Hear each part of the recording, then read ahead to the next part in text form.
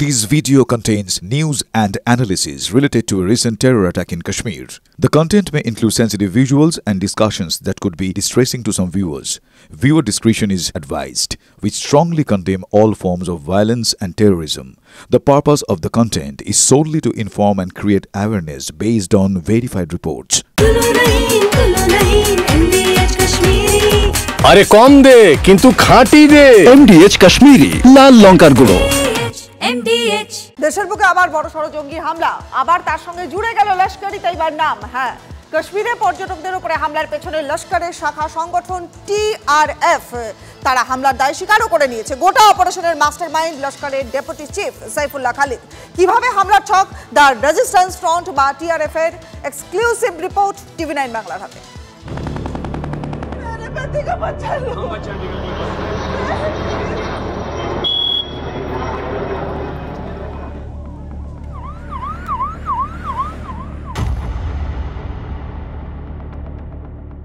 মঙ্গলবার জঙ্গি হামলা রক্তাক্ত হয়েছে জম্মু কাশ্মীর।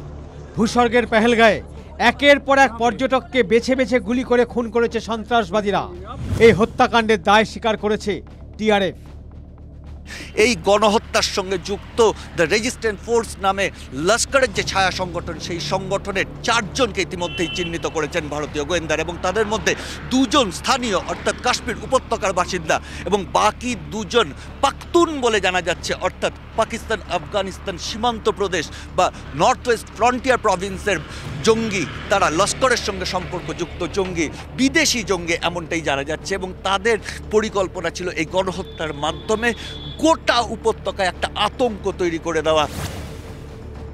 পেহেলগাঁয়ের জঙ্গি হামলায় মূলত 4 জন ছিল, 2 জন পাকিস্তানের, 2 জন কাশ্মীরের। তাদের সঙ্গে ছিল AK-47, বুলেট প্রুফ জ্যাকেট ও বডি ক্যামেরা। সূত্রের খবর, 2 জন স্থানীয় জঙ্গি নিজেদের প্রাথমিক পরিচয় দেয় আদিল ঠাকুর এবং আসিফ শেখ নামে। বাকি 2 জন পাকিস্তানের পুস্তুন এলাকা থেকে এসেছিল বলে সূত্রের খবর। 15 মিনিট ধরে গুলি চালায় জঙ্গিরা। ব্যবহার করা হয় স্টিল টিপস বুলেট। 4 হামলাকারী ছাড়াও আরও 2-3 জন জঙ্গি ছিল, যারা ভ্যালির উপর থেকে পুরো বিষয়টার উপর নজর রাখছিল বলে সূত্রের খবর। বৈষ্ণবে বারবার রেকি করেই হামলা বলে দাবি গোয়েন্দাদের। 4 জন বেছে বেছে এই হত্যা চালিয়েছে, এবং যারা প্রত্যক্ষদর্শী তাদের কাছ থেকে জানা যাচ্ছে পর্যটকদের পরিচয় জেনে, তাদের নাম জেনে, সেই পরিচয় নিশ্চিত করতে প্রয়োজনে পোশাক খুলিয়ে অর্থাৎ নির্দিষ্ট একটি সম্প্রদায়ের মানুষকে বেছে বেছে হত্যা করা হয়েছে। এবং সেই হত্যার পর তারা এখন কোথায়? তারা কি আদৌ সীমান্ত পেরিয়ে ওপারে পৌঁছে যেতে পেরেছে? গোয়েন্দারা মনে করছেন একদমই সম্ভব নয়, কারণ ঘটনার পরই গোটা এলাকা ঘিরে ফেলেছে ভারতীয় সেনা, সিআরপিএফ এবং কাশ্মীর পুলিশ। গোয়েন্দা সূত্রের খবর, টিআরএফের সদস্যরা হামলা চালালেও পুরো পরিকল্পনা করেছিল সৈফুল্লাহ। সৈফুল্লাহ লস্করের অন্যতম শীর্ষ নেতা, ভারতের মোস্ট ওয়ান্টেড তালিকায় থাকা হাফিজ সঈদের ঘনিষ্ঠ বলে পরিচিত। হামলায় সবচেয়ে বড় আঘাত এসেছে কাশ্মীরের অর্থনীতির চালিকা শক্তি পর্যটন ব্যবসায়। রাতে পেহেলগাঁও সহ উপত্যকার বিভিন্ন জায়গায় প্রতিবাদ মিছিল করেন স্থানীয়রা, অথচ স্থানীয় কাশ্মীরিদের স্বার্থ রক্ষার অজুহাতে 2019 সালে গঠিত হয় দ্য রেজিস্ট্যান্স ফ্রন্ট বা টিআরএফ। যদিও জঙ্গি কার্যকলাপের কারণে 2023 সালে টিআরএফকে নিষিদ্ধ জঙ্গি সংগঠন বলে ঘোষণা করে স্বরাষ্ট্র মন্ত্রক।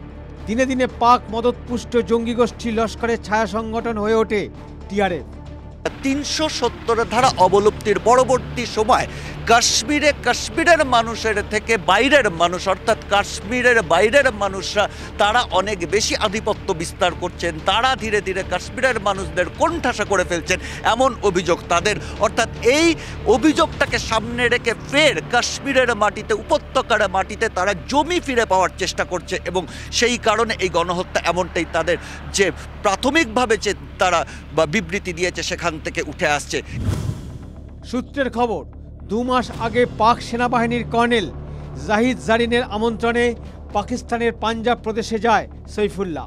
পাক সেনাবাহিনীর উদ্দেশ্যে ভারত বিরোধী জিহাদি বক্তৃতাও দেয়। পাক অধিকৃত কাশ্মীরে সভা করে ভারত বিরোধী বিষ ছড়ায় সৈফুল্লাহ। 2026-এর 2রা ফেব্রুয়ারির মধ্যে কাশ্মীর দখল করবে বলে হুঙ্কারও দেয়। একই সঙ্গে কাশ্মীরের জঙ্গিরা হামলা চালাবে বলেও ঘোষণা করেছিল সৈফুল্লাহ। যৌথভাবে সভা আয়োজন করেছিল পাক গুপ্তচর সংস্থা ISI ও পাক সেনা। সেই সভায় সইফুল্লাহর ভাষণ শুনতে হাজির ছিল সশস্ত্র জঙ্গিরা। তাদের মূল উদ্দেশ্য কোনোভাবে সীমান্ত পাড়ের ISI এর মদতপুষ্ট যে জঙ্গি সংগঠন রয়েছে, জামাতুদ্দোয়া থেকে শুরু করে লস্কর এবং জেইশের যারা হ্যান্ডলাররা রয়েছেন, তারা গোটা কাশ্মীর উপত্যকাকে আবার পুরনো দিনে ফিরিয়ে নিয়ে যেতে চাইছেন, অর্থাৎ ভূস্বর্গকে তারা ভয়ঙ্কর করে তুলতে চাইছেন।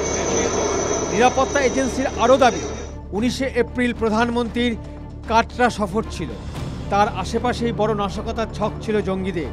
তবে সেই সফর বাতিল হওয়ায় জঙ্গিরা পেহেলগাঁওকে টার্গেট করে। নিরাপত্তার এজেন্সিদের দাবি, লস্কর-ই তৈবার আসল চক্রী। TRF এর দায় স্বীকার শুধুমাত্র দিকভ্রষ্ট করার জন্য, যাতে হামলা স্থানীয়ভাবে হয়েছে এমনটাই দেখানো যায়। এখন প্রশ্ন হচ্ছে, কেন বৈশ্বনাথের নিরাপত্তা ছিল না?